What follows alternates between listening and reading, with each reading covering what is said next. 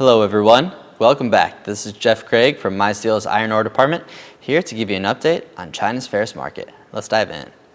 China's ferrous market remains volatile, influenced by three key macro events: the U.S. election results, the Fed's interest rate decision, and the NPC Standing Committee meeting, which concluded on Friday.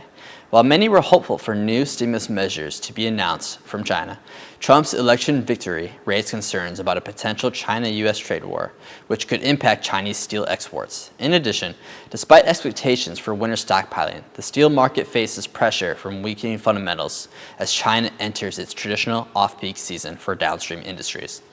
On the steel side, total steel inventories have now declined for the fifth consecutive week, mainly due to reduced supply, partially offsetting weaker demand. Over the past week, inventories of 4 out of the 5 major steel products fell, with only rebar showing an increase as apparent rebar consumption declined sharply, especially in northern regions such as northeast and northwest China. Meanwhile, HRC demand remained resilient, supported by an 8-year high in China's steel exports for October and firm domestic manufacturing demand, driven by government programs for large-scale equipment upgrades and consumer goods trade-ins.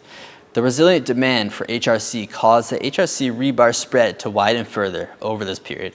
Production at both integrated and mini mills fell as a result of weakening demand and shrinking profits, leading to an overall reduction in the consumption of raw materials. Despite this, hot metal production remained high, easing some of the pressure in iron ore fundamentals in the midst of declining portside inventories.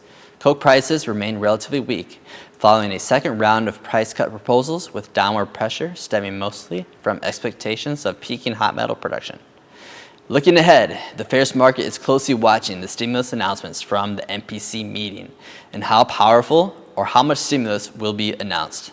The risk is, if these measures fall short of expectations, the seasonal downturn and impact on the off-peak season could intensify. Furthermore, although recent environmental restrictions have affected steelmaking harbor hubs, raw materials are expected to outperform finished steel products in the near term, supported by high hot metal output and anticipated winter stockpiling demand. That wraps up this past week's update. Thanks for tuning in, and I'll see you next time for more insights into China's ferrous market.